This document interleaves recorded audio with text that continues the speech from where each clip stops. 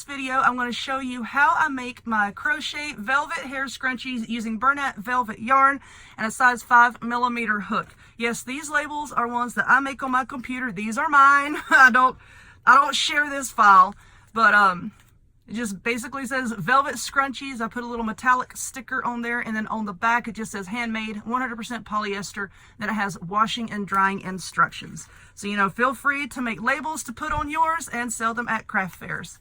Quick and easy to make, a good little impulse buy item. Hang on and I'll show you how to get started. So first off, what you're going to need is a hair tie. This is, I think it's Goody brand, and I get these at Walmart. They are very sturdy. They do not come apart easily. They hold their shape for a long time, and they do not have a metal clamp or anything on them. You're also going to need some of this Bernat velvet yarn. I got this at Joann's. I think it was like, it's right around $11 for a skein, a ball package, whatever you want to call it. You're going to need a size 5mm crochet hook, a needle to sew in your ends. This is one of my favorites. It has a very, can y'all see that? It has a very big loop on it, so you can thread it easily. I will link to that down below. You're also going to need a pair of scissors. Let me see if I should zoom in here. All right, very, very easy to do these, and they work up really quickly. I sell mine at craft fairs and such, 2 for $7. You sell yours for whatever, of course. Now you want to leave a fairly long tail. Go ahead and make your slip knot there. Excuse the glue under my nails, on my hands, and everywhere else. So go ahead and take your yarn, and we want to start working around our hair tie here. Come here. So put your hook in the hair tie, grab your yarn, pull it up, yarn over, and pull through. And all we're doing here, gosh, I got glue everywhere. All we're doing is making single crochets all the way around this hair tie. And you don't want to do this really tightly. I mean, especially with this yarn, because it's kind of hard to see your stitches. You just want to do, and I can't tell you how many single crochets to do. It depends on the size of your hook, how tightly you're crocheting, you know, the size of your hair tie. You may not be using the same brand I am, but I've used this brand for quite a while and I'm pretty happy with it. Now you want to do this, just hold this kind of loosely here, and you don't want to cram your stitches on there, because then you're going to stretch the hair tie, and you don't want to stretch it at all. So I'm holding everything really loosely. And I have a problem with that, because usually I have a death grip on my hook and on my yarn, and all of my stitches are like wicked tight. All right, I think I'm going to cram one more in there.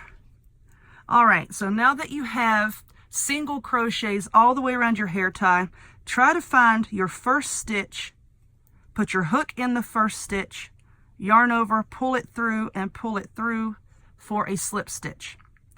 You're going to chain one, and in that same stitch, make a half double crochet. So you're going to loop over, put it in the stitch, pull your yarn through, and you have 3 loops on your hook, yarn over, and pull through all 3. Now what you're going to do all the way around is just do 2 half double crochets in each stitch. Now let me get some of my yarn over here. This stuff, I love it. It is beautiful, but it falls apart and then you have a big blob over here. All right, so what I'm doing, yarn over, in, pull up, 3 loops, yarn over, pull through. And I do have a lot of videos in my crochet playlist aimed just at beginners, you know, where I go a lot more slowly, showing you how to do each and every little stitch. And I'm trying to slow myself down here so that y'all can see what I'm doing. But I'm just doing 2 half doubles in each stitch around. You can do doubles if you want to. It'll just give you like a more rippled look, I guess. You can do 3 in each stitch. If you do 3 in each stitch, you're going to get a really ruffledy look. But this is the way I like to do mine. Just 2 half doubles in each one. I think I got glue on my pants too, because something is pulling. I think I've glued my pants to my leg. I do that all the time. I just drip glue everywhere. I go to the store and I've got like paint on my arms, and I got like glue all over my hands, and I can't guarantee that I don't have an article of my clothing glued to me somewhere. I can't really mess up too badly with crochet. Well, I can. I'll lose my hook. I'm sitting perfectly still, and I'll set my hook down for like what seems like 2 seconds, and then it disappears. There's like little hook goblins or something out there. I don't know. That likes to take them. All right.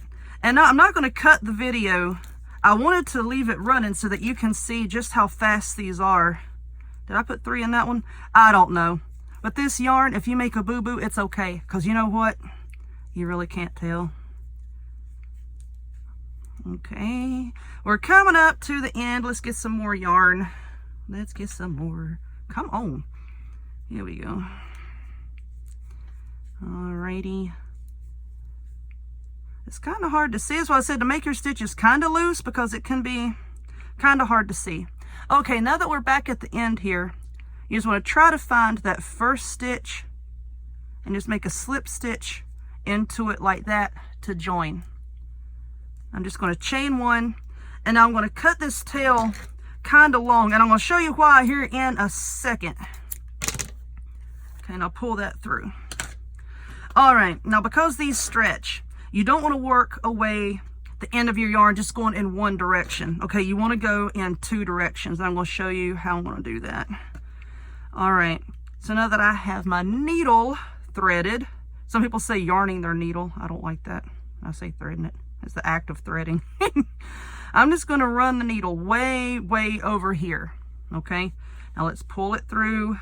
Make sure we got our tail. And now pull it, because you're going to be pulling this to put it on your hair. So I'm just going to pull it a little bit like that, so that, you know, when you go to put it on your hair, your end doesn't pop out. All right, so if you can see this here, this is like part of a stitch right here. Oh shoot, look, my darn needle came off. Now stop that. What you want to do is, this is where it's poking out. You just want to go over that part of the stitch right there, and let's go back the other way. Okay, go back the other way, pull it through, and then stretch it. And that's really going to secure it.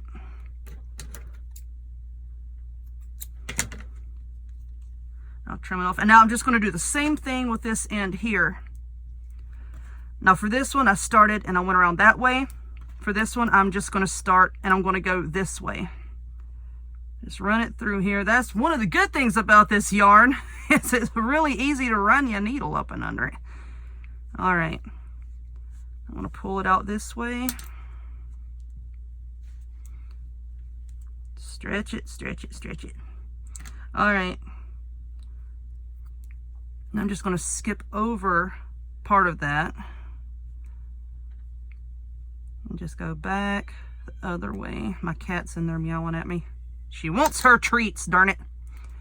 All right, we're going to stretch it like that. Just trim it off. Make sure you can't see your end. And there you go. Even with me talking and explaining things, I think this video is actually going to be less than 10 minutes. But anyway, pretty easy stitches. You know, this is easy even for a beginner. And they have a bunch of different colors of this yarn. So there you go. A little step up from, you know, those traditional hair scrunchies, which I used to have tons of back in the 90s. But anyway, I hope that you enjoyed this one. If you would, please give this video a thumbs up. Click subscribe. Check me out on other forms of social media, the links to all of which will be in the description box down below. And I hope to see y'all next time. Bye.